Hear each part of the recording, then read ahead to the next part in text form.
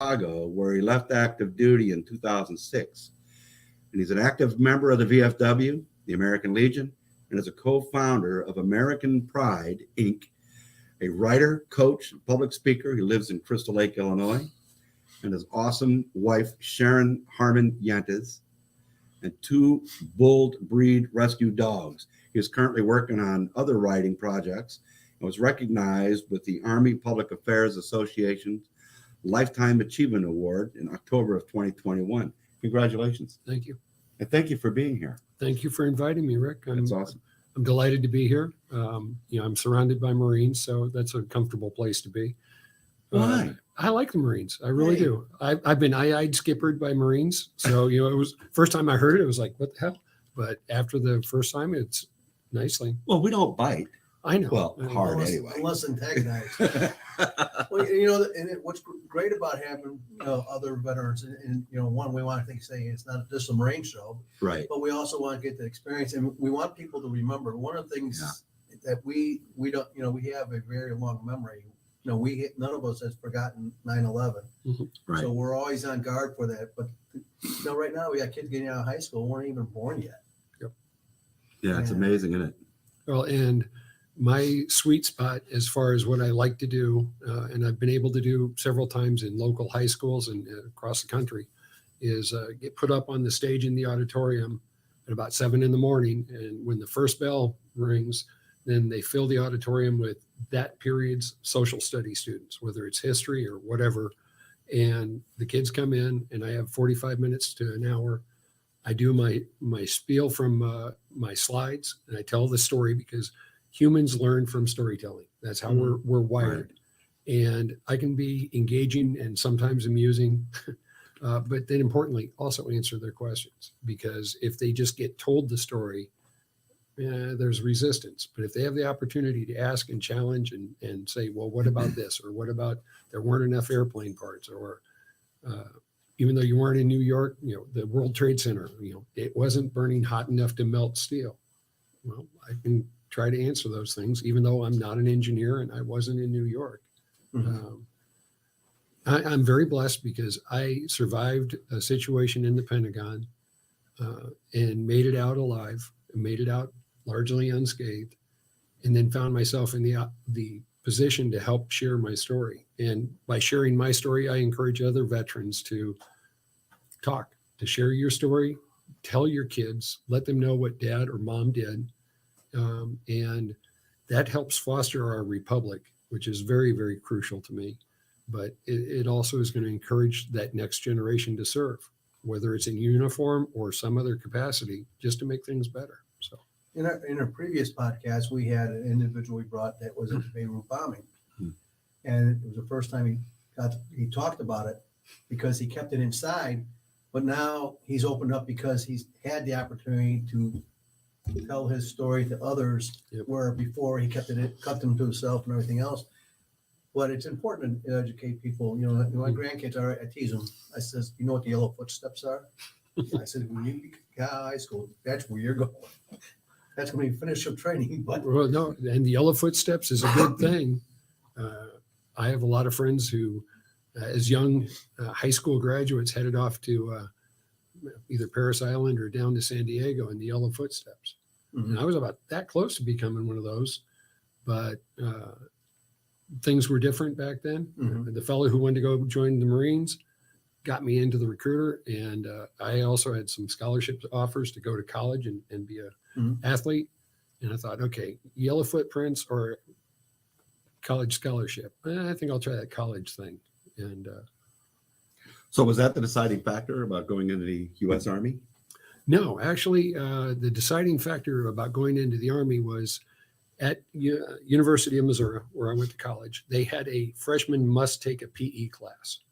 And I was a swimmer. So I would swim 3 hours a day. I would lift weights. I was much skinnier back then and much more hydrodynamic. I fit in the water easily. and I just got stubborn. I was like, no, I'm not going to take a PE class. This is a waste of time. I'm already swimming. And they said, no, you must take a PE class. It's a law and it's a requirement. And the registrar said, well, there's a ROTC map reading class. Will you take that? It counts as a PE credit. So instead of, like co-ed volleyball or bowling or something where people smell nice and look nice, I'd go off to wander in the woods with the Army. And that got me into ROTC. I liked them. They liked me. And in 1980, Mr. Carter and the situation in Afghanistan with the Soviets having invaded, we didn't go to the Summer Olympics. And that was the Summer Olympics that I would have been primed for had I stayed a swimmer. So that's your era. Yeah. 1979, started college. 1980. When the Russians invaded Afghanistan. And it's an interesting circle as a historian to see, okay, my life was changed by something happening in Afghanistan in 1979, 80. And then 20 years or so later, it's again. Right. You know, it's kind of funny because right around that time you were in college, I went to the Mountain Warfare School out in Bridgeport. Mhm. And we used to tell the troops that come through is we're training you for Afghanistan, not knowing that, 25, 30 years later that they would, the Marine Corps would actually be actively in Afghanistan with the mountain skills that's needed. But it's interesting.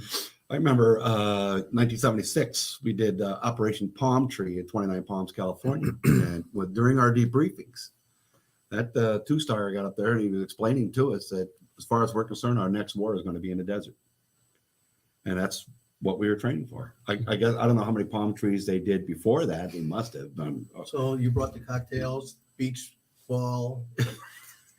I didn't say the beach. I said it was going to be in the desert. You talk about Pendleton Marines. The sunglasses.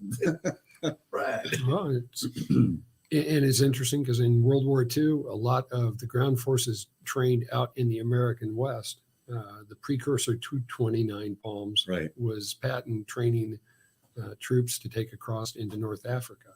And they did that all through Arizona and the American Southwest. And then the Louisiana maneuvers, that was just huge parts of the South that became an open war game area.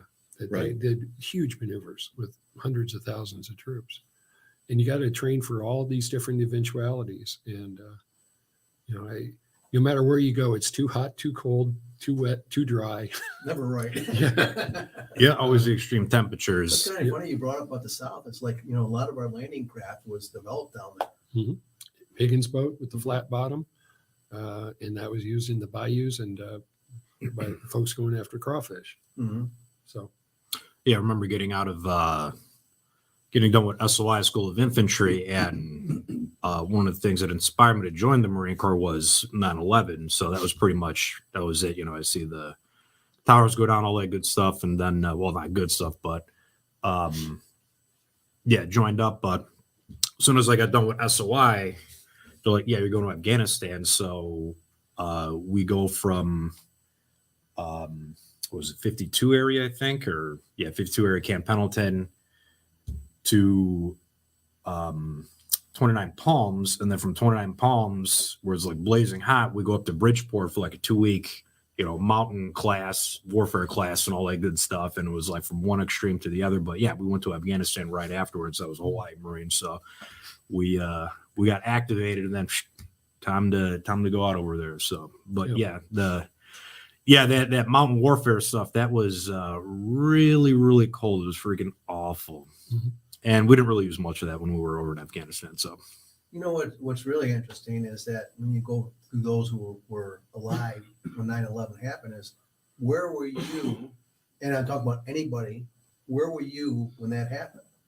And almost everybody that is somebody, if you weren't there, as in your case, like I worked in a place down in Amtech Precision down in Elgin, that when we heard about it, everybody went to the TVs when we turned around and saw the second plane going into the tower. So everybody can turn around, vividly know when that happened, where they were. Yeah. School prior to that, I think it was the same phenomenon was with where were you when John F. Kennedy was killed. So that's how significant that event was. Because I remember when in my younger years, everybody talked, I remember I was here. Where were you when John F. Kennedy died? And I don't think there was another event up until 9/11 where people, almost everyone on the planet can say the same thing. Where were you when 9/11 happened? So that was really interesting. That's a pretty good lead in is, Ryan, were you inside or outside? I was inside the building. Okay. And the short bio that Rick gave, 22 years dragging the duffel bag around. I had done a lot of time in Europe, some time in Africa, Bosnia, and was selected for a training program in New York City in 1998. I wore a suit and I worked in a PR firm where I learned how the public relations professionals did communications. So that's what I did for the Army. I was an Army spokesman. PAO is the vernacular public affairs officer. And so I had done a year of this training with a PR firm.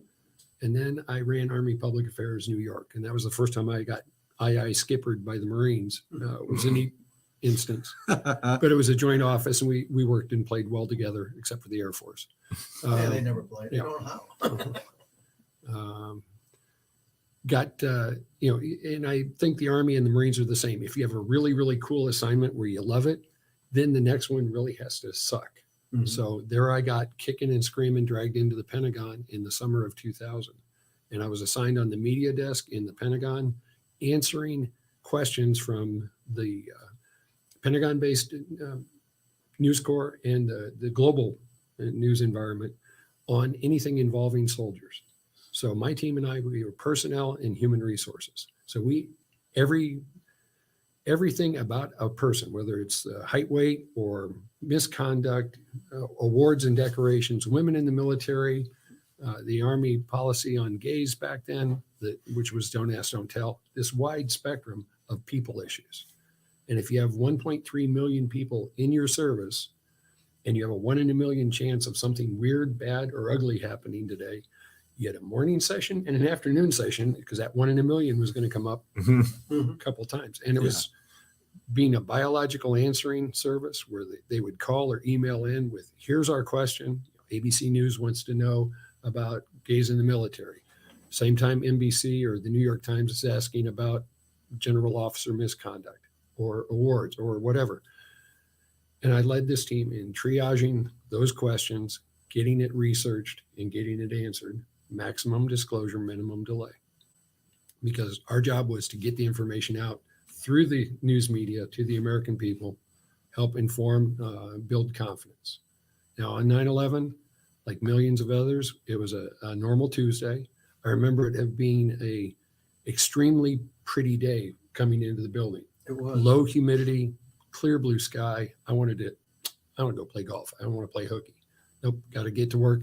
7 o'clock, I'm at my desk in the Pentagon. And we had a normal day of just meeting with the other team leaders and the division chief about what we were going to talk about, or if there was a press conference today, coordinating these 3 different teams, because there was my team, which is personnel, human resources. There was ops, intel, logistics, the oil team, and weapons, environment, technology, the wet team. So those are the 3 organizations within our division. And my boss was a gregarious type fella, and the meeting ran forever. And it came out about 8:15, 8:30. We were breaking up, came out, and at my desk, I had a small TV. And it was a kind of a periscope onto the world where I could see what was going on. And there were early reports of a plane having hit the World Trade Center. And first thing, okay, hey, boss, something's going on in New York. And just getting awareness within the office. And then started to make some phone calls because I had worked in New York. I knew that there were people up there that I cared about. Hey, are you there? Are you aware? Called Fort Dix. Likewise, are you aware? Because if you're going to hit the American military, and I hate to say this on a broadcast, but a good time is right after PT and before coffee, because that's when we're all doing something other than what we're supposed to be doing. We're in that transition period. And that was kind of hitting in that window. But I called Fort Dix because it's the local or the closest active duty post to New York. And my counterpart there was aware and awake, also called West Point because I had done some work with the West Point Public Affairs. Fort Drum, upstate New York, 10th Mountain Division. Hey guys, are you awake? And then, like millions of other Americans, was watching the big screen TV in our team room with other counterparts. And we saw the second plane hit. And it was right then, it went from this is a bad thing, that's an accident, to this is a deliberate act and we're under attack. And that transition was in seconds. So your perception at that time, and I don't mean to interrupt, your perception when you saw the building on fire, the first building on fire, you thought that it could have been an accident. There's probably possibility, it's most likely probably an accident. Impossible an accident. And, if I hear something going clip, clop down the road, I'm going to think horse or donkey, not zebra. Because if you know the Right. flight paths in and out of New York, people or the aircraft going into LaGuardia would go straight up Manhattan, take a hard right over the Bronx, go and land into Queens. And that was the flight path. So could something bad have happened? Yeah. In 1942, a B-25 bomber hit the Empire State Yeah. Building. Bad things happen to good people. There are a lot of helicopters that are flying around New York, executive helicopters and airport transports. So that's a very busy airspace. Those are very tall buildings. Bad things happen to good people, but it doesn't always take you to okay, this is a deliberate act. But Right. seeing the second plane hit, it's either a deliberate act or the laws of physics have changed. And again, what makes more sense? It's a deliberate act. Right. Now, Yeah, I think everybody across the nation thought it was an accident, the first one. Yeah. But when that second one goes, it's like, okay, we're We're under attack. well, and the initial reports were that it was a commuter or a small aircraft, not that it was a jet. And it was a very much developing situation. They were reporting live without a lot of information and eyeballs on it. And getting the cameras from Midtown, where all of the news networks that I had worked with up until that summer where I moved down to in summer of 2000, within a 5-block area, you had all of the morning shows, which meant you had all of the studios for all of the alphabet networks, and getting them from there against the press of humanity downtown to see what was going on and Right. having eyeballs on it or a camera lens. But knew that it was deliberate at that point. And so that's 9:03. Got my boss's attention again and said, "Hey, sir, it happened again. There's another plane that hit." We got very busy in that continued making sure other people knew what was going on, because public affairs, we had the access to the outside world that a lot of other offices didn't have. And we had the awareness and the connectivity with the news media that a lot of people didn't have. So us being a portal to share information within the Army staff was important, and other elements in the Army. Again, Fort Drum, calling them back and saying, "Hey, Ken, my counterpart up there, this is not a drill. This is not an accident. Something's going on. Get ready." And I was a major at the time. And if you want to, be the whipping boy, I think, privates and sergeants have more priority and more import in the Pentagon than a major does, because majors are everywhere. They're ubiquitous. But I'm there as a major. There's a new lieutenant colonel, Henry Huntley. He's the team leader for the WET team, oil team, operations, intel, logistics. He sees me, and Henry had been in the building about 6 weeks. He was new to the assignment. And one of the things, there's a diagram, Drew, that in the PowerPoint, if you would, it's a look down on the Pentagon. If you can take a look through that and find us one, not that one. But the Pentagon is a huge building. It's got 17 and a half miles of corridor, and it's five-sided buildings that are kind of nestled inside of each other like a Russian nesting doll. So A ring is the first 5-sided building. It surrounds a 5-acre inner courtyard. B ring, a little bit bigger. C ring is on the next layer out. It's in the middle. D ring, and then E ring is the outer ring of the Pentagon. And if you remember, there was a real crappy show post 9/11, and that's a good view of the Pentagon with the different rings. That 5-acre center courtyard in the center of the image, and then those 5 different layers, 62 and a half feet tall at the outside. Each outside face is 907 feet. So that's 3 football fields. Great top-down view. You have south parking is at the top of the image there. North parking is at the bottom part. The Pentagon faces the downtown Washington, D.C. from the river entrance, which is kind of looks like a capital I pointing up into the building from the bottom. And I wish I had a pointer that I could illuminate this with, but it's a huge building, 20,000 doors. The Mall of America will fit inside the Pentagon's footprint with room to spare for another million or so square feet. And well, that's a great place to stop right there, Drew. So my office was at 2E636, second floor, E ring, corridor 6, room 36. And that alphanumeric was not only the address, but it tells you how to get there. And Henry, bless his heart, he said, Ryan, you're the guy who worked in New York. Yes, sir. Come on with me. We have a meeting to go to at 9:30 to talk. If New York wants help, what can we send them? So Henry and I leave for the meeting. I'm following him because he's a lieutenant colonel and I'm a major. And we walk from that green star over on the E ring, the outer ring of the Pentagon, inside the building to where the yellow star is, right there by that red bar. And that area between the red bars, that's the new wedge, wedge 1 that has just been renovated. They had done a multi-year effort to take out asbestos and upgrade it and make it a lot more life safety friendly. And it was being repopulated. They were moving people back in there. But Henry and I got to that space right between 4 and 5 on the E-ring, and it's 9:30. And there's a construction door across the hallway because our wedge, wedge 2, is about to be renovated. So they're they're leaving the door up because just smart construction. I said, sir, where are we going? Oh, it's a conference room off of corridor 4. Okay, great, sir. What's the address? Well, I don't know. Sir, 5 floors, 5 rings, lots of different, who's hosting the meeting? Well, I'm not sure. It's somebody in Des Ops, Deputy Chief of Staff Operations.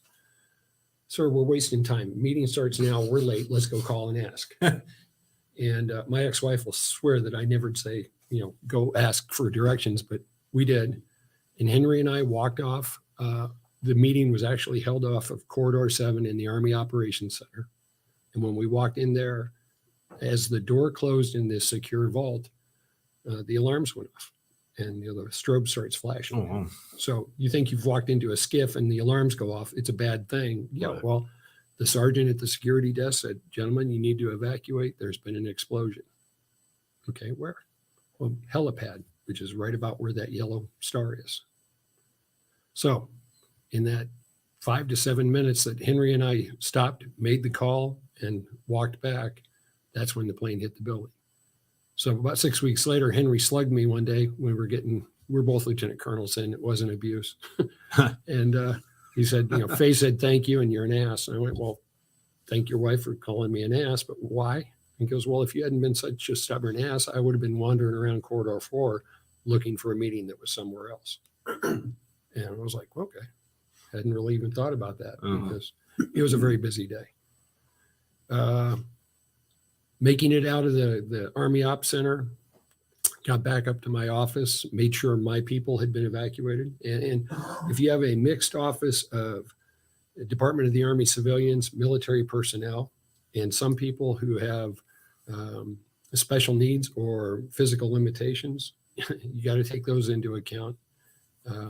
And you got to make sure that they've made it out of the building. I made it back up to our offices, and phones were ringing off the hooks. The lights were on. Computers were still running. Nobody's there. And I ended up playing phone tag, trying to get an outside line just to call my spouse and say, hey, I'm alive. I'm heading out of the building. Every time I would try to get an outside line, a reporter was asking a question, and most of them were, well, they want to talk about some Army policy or something that's inane. I was like, a little bit busy right now. The building's on fire. Well, can you talk to me about that? Yep, kind of busy. Hang up, get another one. We're up to this picture, which is the outside of the building. That's looking on to corridor 4 and towards 5. 5 is the closest one. 4 is far. The spray of water going across the screen is from the foam truck from Reagan National Airport. They rolled out without instructions, without clearance. They took the only foam-equipped truck off the active runway at Reagan and started heading north as soon as they heard on their and their squawk box about the hijacked aircraft coming in, because they figured out from what was going on in New York that they had the only foam truck that could help suppress a aircraft fire. How long did it take them for them to get down there, or like any fire personnel? Well, there was a fire truck that was right there at the helipad, and it got pretty much destroyed by the impact and the flame. And there were people trying to fight the fire. The professional first responders, that truck being one of the first within 2-3 minutes. Wow. And Arlington was there within, I think, 7 or 8 minutes. And Arlington is the local municipality that had the responsibility. But the Pentagon had its own small fire department and police force, and they were working in concert with others. Right. This image is from an Army DOD photographer, but it shows the debris, the aircraft debris, because I run into people and say, oh, there's no debris of any aircraft. No, there were thousands of pieces of aircraft and other things. Are you talking about the conspiracies? Oh, yeah. Theories Yeah. and that's ridiculous. Well, and everybody's entitled to their opinion, and having a question is fine. The frustrating part for me is if I explain to somebody, no, I was there and I'm pretty sure it wasn't a cruise missile and we didn't put a bomb in the building and blow it up, or New York, well, this was a elaborate hoax and they had wired that building for destruction. And if you've played around with explosives at all, you know that doing a electrical or non-electrical firing circuit to drop a building like that, you would have tons of explosives and months of preparation in New York. In New York, if you're in a building working with a non-union crew, that's when a large 30-foot rat shows up on the ground floor, and exactly. the Teamsters are protesting. So go ahead. How are you going to do it? Well, it was these little small charges. We've seen them on TV. That's fiction. It doesn't work. Another image, and that's later in the day. But it was the plane hit on a shallow angle right at ground level. Going from corridor 4 to 5 on that shallow angle, and penetrated 3 rings or 3 buildings within the Pentagon. Killed 125 people in the building. Wow. All of the people on the aircraft also died, 184 total, plus the terrorist. But how many people work in a building total? About 20,000. Well, 20,000 people and only 100 and something Were killed. Can't imagine the injuries and the 209 were hospitalized. There were more than that were injured. Mm-hmm. There were those of us who had an injury that was resultant from that day, but just kept going. And well, boo-boo always get fixed. So they hit at ground level. Right, pretty much. So whoever was flying it knew that's what they had to do to get the biggest impact, I would think. It's like what they did when they did in the analysis of World Trade Center, is everything was synchronized where it had to hit to cause the most damage. Right. And there is a diabolical elegance to their attack. They can't build a bomb big enough. They can't go toe-to-toe with us militarily. So they're going to steal a peaceful means of conveyance. And just even the timing of it. Okay, we're going to go a Tuesday morning. We're going to go with transatlantic or transcontinental flights from the East Coast to the West Coast with a light load of passengers and a heavy load of fuel. And now why? Because they want to have control of the aircraft, and they're going to use the doctrine of what we understand a hijacking to be. Hijackings up until that point was political theater by and large. We're seizing this aircraft. We want things. We want to negotiate. We're going to land it. We want to use this as a bargaining chip. And even in the air, the hijackers were saying, hey, we're going to land and we're going to negotiate. They had no intention of doing that. They had killed the flight crew as one of their first steps. We're the only people who can fly this plane.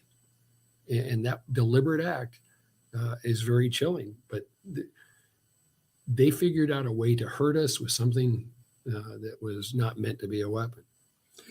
But in hindsight, from my perspective, I remember when I went to Prague, Czechoslovakia in 1978, landing in Frankfurt, Germany. Didn't even get out of the plane yet, looked out the windows, and there's a whole bunch of German officers with AK-47s and machine guns of different types walking around that plane. Mhm. They secured that airport. That place was secured because they had issues with the Japanese Red Army and the minor Bahnhof game, I think they call them. Bider all those. Meinhof. And they had issues. The United States, for some odd reason, during that time, even during that time, prior to 9/11, we had loosey-goosey airport security. I remember walking up, my family walking me to the gate to get on the plane back in those days. And so it was fairly loose in terms of security. Yep. This changed it. Oh, absolutely. It But did. Israel had already had those policies in place long ago, because I remember in Athens, it was a very difficult thing to get on an Israeli aircraft. You had to go through all the security. So what are they doing? This is crazy. But compared to our culture. And that's the balance between a open republic and in Europe. I served in Germany from 83 until 87 or 84 to 87. And then in the 90s again. Having grown up in Northern California during the crazy summers from 1960 to 1979, where we had a lot of bombings and we had a lot of weirdos coming out of Northern California, Berkeley, Davis, and all the colleges. We had a tough balancing act between being an open society with personal freedoms and a police state. And yeah, 9/11 changed that, sometimes to ludicrous ends, where you had troops who were deploying to Iraq, Afghanistan, and elsewhere, and they were going up to get onto a chartered flight, and they were having to put their assigned weapon through the X-ray machine.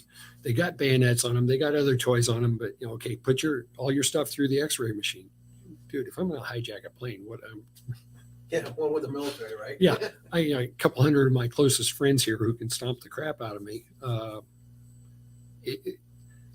The security is got to be a balancing act, because we have to be able to function as a people. We've got to be able to have commerce. We've got to be able to move around. The Germans, very surprising, their approach on things. I once flew into Israel back before 9/11. And I was not on a diplomatic passport. I was in civilian clothes, and I was working in that public relations firm. And as I got into the airport, they kept moving me to the right side of the airport in the immigration file. And I finally got stopped, and there's a guy standing in front of me. He goes, "Hi, why are you in our country?" And he identified me by name and rank. And I was like, "Well, I'm here on business." "Oh, really? What kind of business?" And pretty soon I'm in this meeting room with these three fellas who are not identifying themselves, and they're just saying, "No, we want to know why you, Major, are in our country. And until you tell us, you're not going to leave here." And I was just there to help out with a company or a group that was having trouble with crisis communications. It was part of my education. That was a good education too. So Israeli security is different. They have. Oh, I'm not just talking about Israel. What I'm thinking about is from a historical perspective. Mhm. We were unscathed in World War II practically. I mean, no one hit our shores really significantly like they did in Europe and in the Far East and so on. Yep. So we were it. We were the economy that transformed the world really in a lot of ways. And we had these oceans that kept us away from everybody, and we had this feeling of complacency, omnipotence, I want to say, but I don't know if that's the right term. This total feeling of security that no one can touch us because we're too far away for them to touch.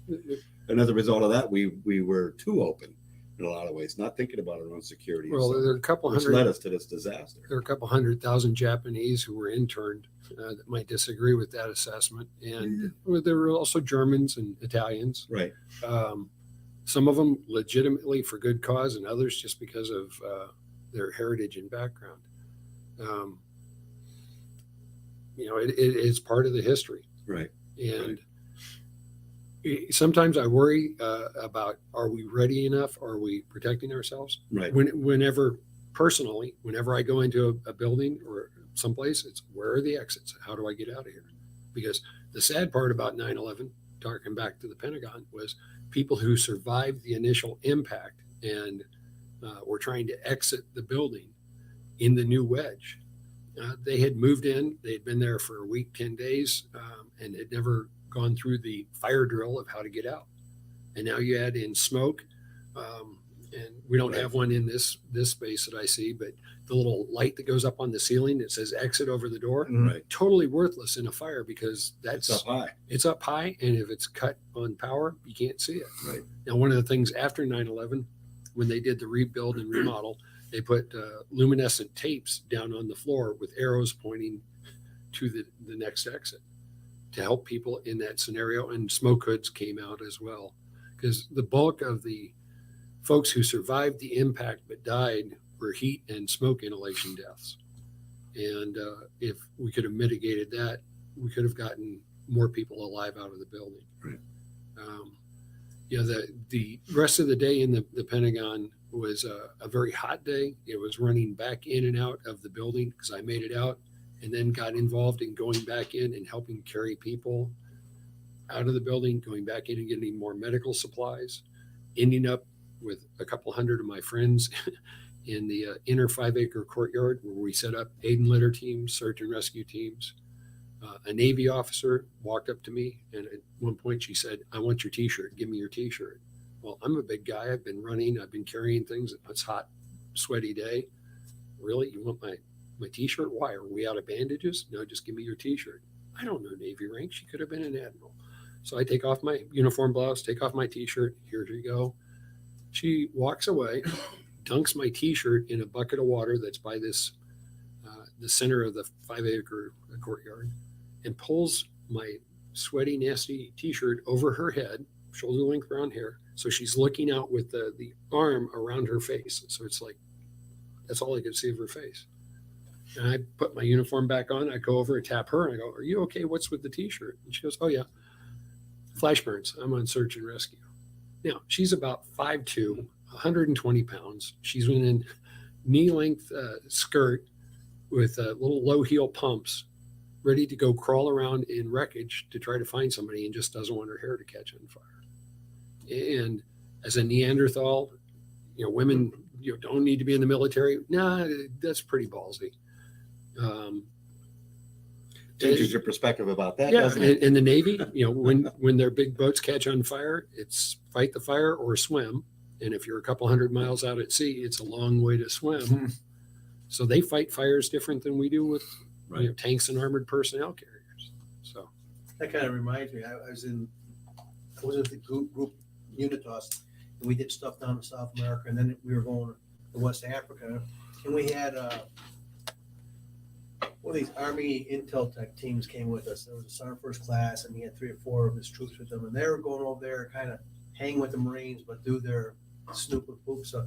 We were in the middle of the ocean, and we were on, I think it was Barnstable County. It was an LST. It was a little Bob, and they had no clue about sea life. And the scenario is right at 2200, you have, taps, lights out, maintain silence about the deck. And no sooner did they get done with that announcement, all of a sudden they go, bong, bong, bong, fire down in the engine room and all that. So he jumps up and he gets all paranoid, and we're in the chief's mess. And he goes over there and sees the quartermaster chief, and he's like, "Y'all gotta get in here." And of course, he's kind of comes in there and says, "Hey, we have to go in there." And we're like, "Fuck that." In reality, this is a Navy thing. And all we would do is get in the way of stuff. So it's like, and it's 10 o'clock at night. And if they lose it, we're in the middle of the Atlantic, high seas. There is no ships around. And if they blow it, what are you going to do at night? Yeah. it's their boat. Yeah. It's their boat. And the thing is, if it got bad, the chances of you getting on a life boat, it's going to probably be pretty bad because it's really bad seas. So, he's like, "Well, goody." I'm like, but first started looking at me, and because this is the second time he's ever been on a ship, and I've been on some. So this guy's like, "Well, it's not that bad. He goes grab his camera, and I said, "Stop. Sorry, first class, put that away, because the Navy's going to turn around, stick that camera up your tail end. It's bad, but there's nothing we can do about what they're doing. The engine room, what happened was an oil line broke above one of the engines, and they were able to rectify that in a very short order. But it's like the concept. We looked at it and we laid back because we've been on ship a lot, and then we know the Navy knows what they're supposed to do. Yep. But you're a new guy, just follow our lead. Okay, just sit back and relax. But if you bring up the sailor, that the officer, that they do. I don't care if you're a pencil pusher on a ship or you're an engineman. They all know how to fight fire. Yeah. Yeah. Because they have to. Well, and that was, Floating city. it was very impressive to me that, she was willing to go climb around. And by that time, the fire was so hot, the professional firefighters in all of their turnout gear couldn't be in the building for more than a couple of minutes. It was really a hot, frustrating day. We made it back out at about 3:30 that afternoon. They took this group that had formed up in the center courtyard, and it was an all volunteer effort. Nobody was yelling at us and telling us what to do. They pulled us out and said, okay, we're moving from rescue to recovery, and we don't want to create more casualties. So getting you all out of the courtyard. My boss saw me at that point. I got pulled into the Army Operations Center, and I started doing my job as a Army spokesman. Now, my team and I handled people issues. So first thing I get put behind a computer, and I'm told, okay, let's start doing a casualty list. I was like, great, we're not going to do that. Well, you have to start taking names. I said, no, we don't. Gentlemen, we don't know. Nobody is dead. We don't know that anyone's dead. They're all dust one. Duty status, whereabouts unknown. That's it. End. Until we have positive ID, we have an autopsy, until next of kin are notified, we don't have nothing. We don't have a name on a piece of paper. And I'm getting a lot of senior officer help and guidance. I'm the major there that's been out in the sun too long. I'm starting to lose my temper. And I got some guidance, was just put the names on a list. These are suspected dust ones. And another voice chimed in. He goes, okay, you all leave him alone. He knows what he's doing. And oh, by the way, alphabetical. You're not doing officers, NCOs, and civilians. It's one Army. Put them in alphabetical order. Yes, sir. Who the hell was that? Well, it's the Vice Chief of Staff of the Army. He had heard that discussion and just kind of flitted by. It helped me feel good about that I knew my job. Long, hot day. At the end of it, there's a picture of a corridor inside the Pentagon and a press conference. If you can look for it, please. I got pulled in to be an escort and move the media into the building for the Proof of Life press conference, where SecDef Rumsfeld and Mr. White, who's the Secretary of the Army, it's on in there. It's What is it? Go on down. That's Scroll the down. one where the Rumsfeld is in there? Yeah, Rumsfeld. Yeah. Looks at that. Yep, that's it. So Rumsfeld's doing the Proof of Life press conference. Hugh Shelton, Mr. White, Senators Warren and Levin, and then the MP on the hallway. He's guarding that hallway, and that's what the interior halls of the Pentagon look like. And only problem is I needed to go home, and my wallet and my car keys were down that hallway. So I did what any respecting scrounger will do. I had a clipboard, a flashlight, and found a hard hat. And I got a list of things that were needed for the for the people in my office. And I went up to the MP and I said, hey, I've got to go down and check something off of corridor 6. He goes, sir, you got to be careful. Things have shifted around. There's no power. Well, I got a flashlight. Okay. Well, just be careful and come back through here. Well, I go tromping down there, and I'm not easily to blend in this scenario, but I've been given a list of, okay, this is where my purse is, this is where that, and I've got an arm of stuff that I'm coming out with, purses dangling off. And I'm lucky that I wasn't arrested or shot as a looter. But I came out of the building about 8:30, 9 o'clock after having done that.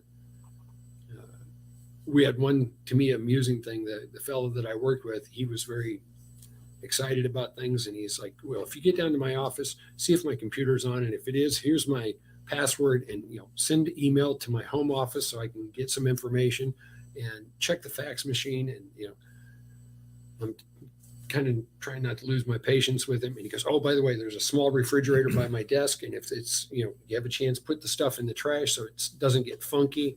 And another colonel goes, stop it. Leave Ryan alone. Building, because we got a couple hundred dead people in here. So just leave him alone. Yeah. The cool thing about that night, got done, got home, got cleaned up, and was told I was emergency essential. So the September 12th picture, please, Drew. I got up early the next morning, drove by myself. Took 25 minutes. It was me and a couple of state troopers on the road. And when I pulled up to the building, it was still on fire. The center section was without power around corridor 3. South parking was basically abandoned. There were a bunch of cars there, but it was not the normal full lot. And the bowl of Washington, D.C., in that picture, you can see the Capitol Dome off in the distance because it's right down on the Potomac. And it's pretty sombering. That's what it is. Very sombering sight. So I go to park in South Parking. The security guys wave me away and they say, nope, got to park over in Pentagon City, which is across the interstate. Find a place to park. And it's before sunrise. And I get out of my car, walk in the viaduct underneath the interstate. It's a civilian or a pedestrian passage. Get to South Parking, and there's men and women, some of them in BDUs like me, some in flight suits because the Air Force has to play too. Business suits with sport coat and blue jeans.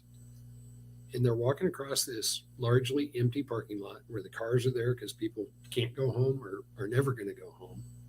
And as we get closer to the building, we're going through more and more security and ID checks. And there's MPs and security police with patrol dogs. And we go up to corridor 2 where they have us line up to go through magnometers and have our bags searched and ID checks to go into a building that's still on fire without power, just to do our jobs. Because the Pentagon, like the Navy ship, okay, yeah, you got a fire, but you still have to do it. And the Pentagon never ceased operating during the attacks and in the aftermath. And that determination, that quiet professionalism of, no, this is our place of duty. And what are we going to do? We're going to push around papers and we're going to help other people make better decisions, hopefully. And that's just what we had to do. So, wow, that's amazing.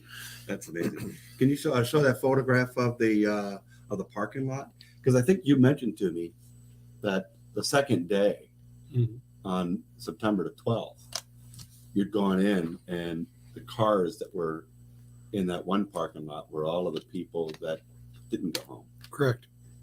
So in Tell me where that's at, because I don't see it. Well, and this is a picture, I think it's from the Washington Post, and that south parking lot is on the right side of this image, and it's all in black.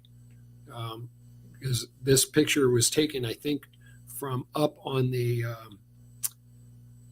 what was called the Citgo station. Well, that's the Pentagon Memorial. That's right at ground zero where the plane hit the building. The benches pointing towards the building are for victims on the aircraft. The benches facing away from the building are from people who are in the building.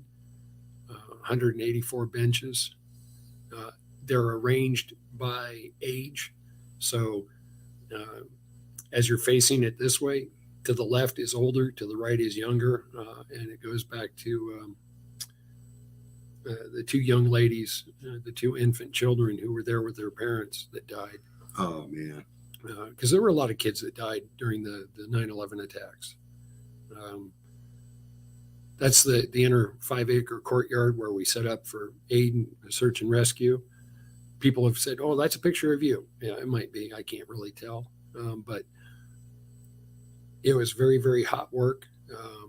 The way the wind was blowing, the smoke, it was doing the caldera effect. So if you're an old cigarette smoker who drank beer, you'd exhale and it would swirl around inside the beer bottle. Right. That's a caldera. It's the same thing that happens with volcanoes, but that was packed full of smoke at different times. And you can see some of the emergency supplies that we had dragged back into that 5-acre inner courtyard in the foreground on that picture. How long did it take the rescue units to get set up? I mean, with all of the different processes and procedures and everything else, all the beans, bullets, and bandages they needed. How much time did it take them to really get this thing in place? Some of the elements were there very, very quickly and set up, but then they were told pack up and move back away because there's another plane inbound. Oh my. So it was go help people get away, go help people get away, go help people get away. And meanwhile, there were several hundred of God's special little idiots, me and my friends, who, we were hey, you've made it out of the building alive. Congratulations. Quit stopping, running back and in and out of the building. I'm trying to be mindful of time. I do have one more story I'd love to share, and that's the photo of the aircraft, if you can find that one. So this is not a hijacked aircraft, but it's a great image to me because that is a Air Force KC-135 tanker, which is a commercial aircraft with a military identifier. And I believe it's an F-14 silhouette painted with the shadows on it. I made it that morning. I was running back and forth to the building, helping people carry people out, getting more medical supplies, and very hot, very tired. Had been running for a while, slowed down, and I was walking about 50 feet or so from the Corridor 8 or the river entrance. So this is the north entrance that's facing downtown DC. And the security guards are just waving their arms and yelling at us, get back. There's a plane coming in. There's a jet coming in, get back. And, I'm too old, too fat, too slow to run. And by the time I stopped, turned, and looked up, there's an Air Force jet at 400 feet and 400 miles an hour, just right overhead. And just the exhilaration and relief that, oh, we're good. We got air cover. We got somebody upstairs looking out for us. And that momentary euphoria of, okay, we're going to be okay. Let's get back into that 5-acre courtyard. Let's go help people. And again, it wasn't just me. There was several hundred folks. Now, the crappy Sophie's choice is the fighter pilots are up there. They're low on fuel. They had launched on alert without missiles on the rails and without bullets in the guns because hijacking was you get up there, you find, you fix, you follow, you identify, and you confirm. And they're being told, oh, by the way, we think that there's a hijacked commercial airliner. We think. My apologies. We think that there's a hijacked airliner. Get ready to figure out how to knock it down. Right. So how do you turn your $40 million jet into a lawn dart and knock an aircraft down that you think just bump it a little bit? Well, and they were having serious discussions about that. But you knock down a suspected hijacked commercial airliner, where does it fall? A church, a hospital, a school? Right. That's a crappy damn choice. What The threat of it just being there was enough. Yeah. what type of plane was it that hit the Pentagon, and where did it fly out of first? That's a great question. And normally, it was a American Airlines Flight 77. It was a Boeing 777, I believe, or 757. And that's one of those where, I normally go back and make myself smarter. That's part, the gray hair is taking over my brain. Sure.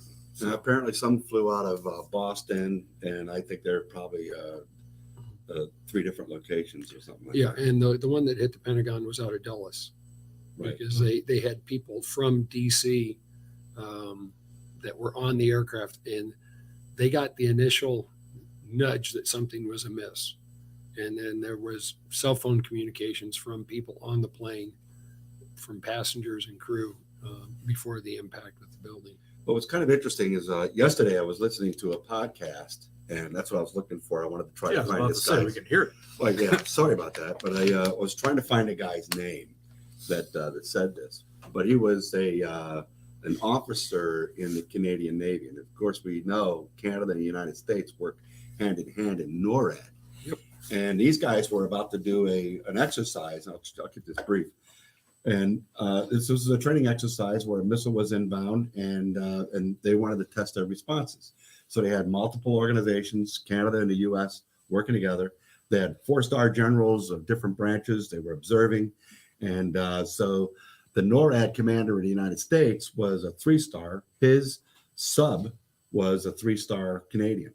Up in Canada, they had a 4-star, and his sub was a 3-star American. Mhm. So that's how they coordinated this. All of those guys, they didn't go by rank. They just went by, but up in Canada, what happened is they were watching this on 9x12 televisions, and they were watching the building burn, and all of a sudden they saw the second one crash. Same sort of response. And he described this. He goes, we knew at that point. And then they had some discussions. The 4-star generals are up there going back and forth. We're under attack, gentlemen. And the 3-star Canadian general ordered to NORAD in general, we want all commercial aircraft out of the sky.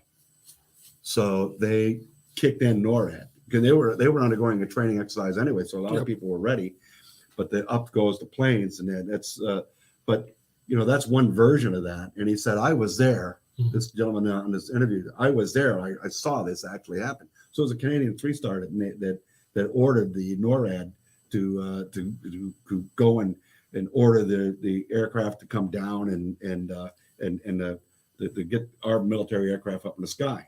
And I went, wow, that was an interesting feature in its own right. And nobody balked it. They just did it. They just implemented it. Well, and the FAA actually, from my research, and the FAA had more of a role in that, because there was that seam of FAA had been told, hey, there's going to be a major military exercise in the North American hemisphere, and this is the scenario, and they had to keep going, hey, this is real world, no drill. And Yes, we're doing that confusion. we're doing a ground stop right now out of Boston. We're doing a ground stop out of Boston and New York. We're doing a ground stop Boston, New York, DC. Hell with that. Everybody down, clear the skies. And that act right there stopped that platform of attack.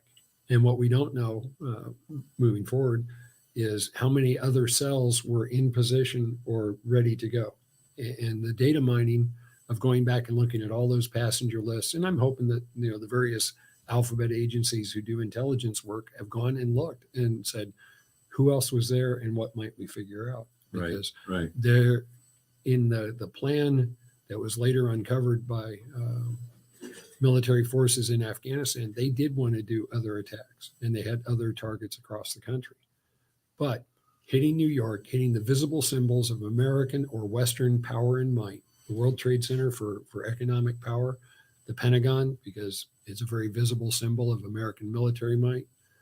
That was a definite shot across the bow that did a lot to rally different countries and different ideologies that wanted to do us harm. Well, one of the things is NATO kicked into gear as well.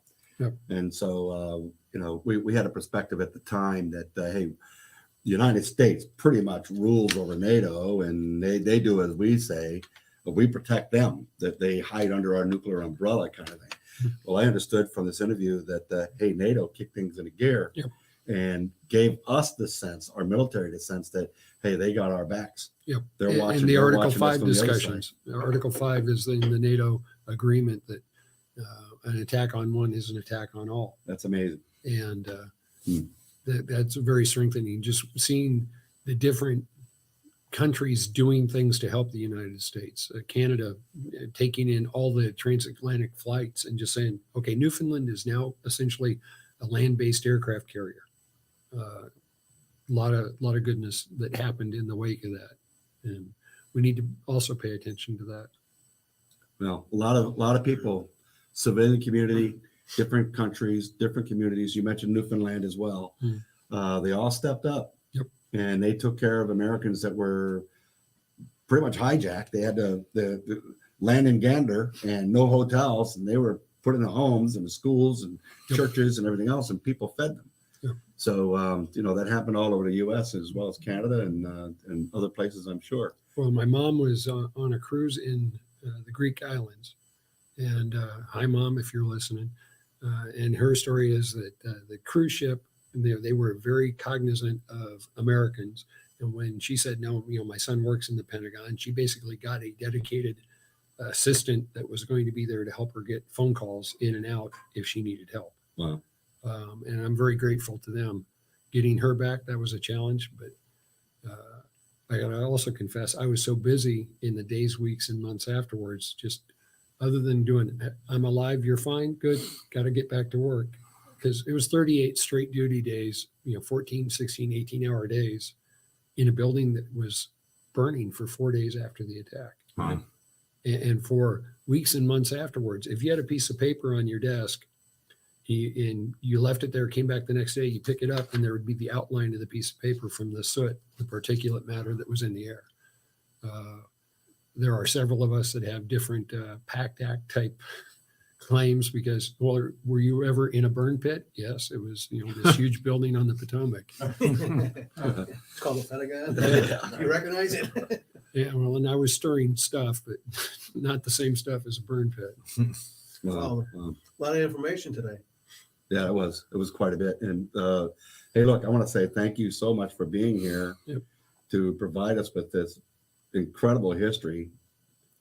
Every American alive at that time can relate to this, and we can't relate to the specific on-the-ground experiences that you had, but we can certainly relate to the impact it had on our lives. Oh, and the goodness is I had enough copies of this to bring. So it's What's the name of the book again? 9/11 Survivor Stories, Midwest Memories. It's on Amazon, and this was written during the pandemic because we couldn't go do things. I'd been a leadership trainer and coach. I like talking to people, I like helping people, and pandemic can't do those. So I had worked with World Trade Center survivors and others from the Pentagon. And hey, let's write a book. We've always talked about doing this. Everybody's got time. And we worked through it on email and Zoom calls. Do you have a website? It's American Pride org, American Pride Inc. org. And I think it's on my bio. The book is $20. All the proceeds go to the nonprofit, and that helps put us into schools and in front of public groups, subsidizes that outreach effort. Fantastic. None of us make any money off of the spines of the book. I've probably bought several hundred books to turn around and give away to folks I chat with. But it's the story of folks, everyday business travelers from the Midwest who were in New York for business trips. And they found themselves in the World Trade Center when something bad happened. Myself and a young lady, her nickname was Blonde Girl. She was a college intern. Her second day in the Pentagon working with us was September 11th. Wow. And she was there for a 16-week internship. Shorthand is she did fine. She did great in the Pentagon, but her school said, hey, internship's over, come home. Boyfriend said, hey, internship's over, come home. Mom and dad said it. And she said, no, I'm here, I'm working. A lot of tough moxie from that young lady. Blonde Girl was a nickname because I don't know about the Marines, but without the name tapes, I don't know who I am. So hey, you Blonde Girl, come here. And it kind of stuck. She is now a successful business woman, finishing up nursing school and a mom of 5 in Ohio. So very proud of her. Her chapter's in here as well. And we also have chapters from people who helped us or we thought did some pretty remarkable things to help other people in the immediacy of 9/11. A travel agent out of Batavia who had travelers on the East Coast and knew, okay, there's no flights going to be happening. How do I get them home? Rental cars. And they're gone. And U-Haul. A lot of different ways of getting people home. So neat stories. It's not an easy read because it can be kind of emotional, but it's 183 pages. It's very accessible, and it helps people understand from those perspectives. Thank you for that. So Thank you. All right. Well, listen, folks, I want to say thank you to all of our observers and listeners that enjoy this podcast. Once again, it's Roger That Chronicles with Mike, Jason, and me, Rick. And so we look forward to our next show. Hope you come and join us. Jason? And if you like what you hear, you know what to do. Hit the subscribe button, bell notification, share it, thumbs up button for the YouTube channel, and also helps out with the algorithm. And check out the podcast directly on Apple, Twitch, Twitter, Spotify. And we'd like to thank our producer 216, or one of our producers at 216, the net, Drew Cappuccino. And and again, we really want to thank our guests for showing. It was definitely a very amazing show, and definitely liked what you had to share and all that. I'm sure it wasn't easy, but Quite an eye opener. yeah, it was definitely an eye opener. So Let them know what the crayons are for again. real quick. Oh, it's because I love my Marine friends, and whenever they get peckish and hungry, it's a good thing to feed them crayons. They're I crayon don't know eaters. where this come from, but it started. How long ago would you say that started? I don't know, 1990s or something. It started. I never other heard about branches it of when the I was in. service. You didn't? no, I didn't hear about it until just a few years ago. Yeah. And all of a sudden, Marines eat crayons, and I went, "What?" They brought this one of their Marine Corps balls. I saw this on a table. I went, "What's that?" Some Army guy came in. It's and the started different- distributing them. Hate to see different What colors is to my this? emotions. I hate to see what you do in the Air Force. So Is it paste? We had too many when It's they were glue. issued at boot camp for them, so they brought them with. But anyway, if you're a veteran and you haven't found your way home yet, we recommend that you get with American Legion, VFW, Marine Corps League, Navy League, Fleet Reserve Association, AMVETS, and a number of others. There's probably 40 to or more veterans organizations. Find one to make yourself at home. Share your time, get with other veterans, and grow the wealth. yeah, absolutely. And once again, thank you. Thank you. Have a great day. Thank you, and good night.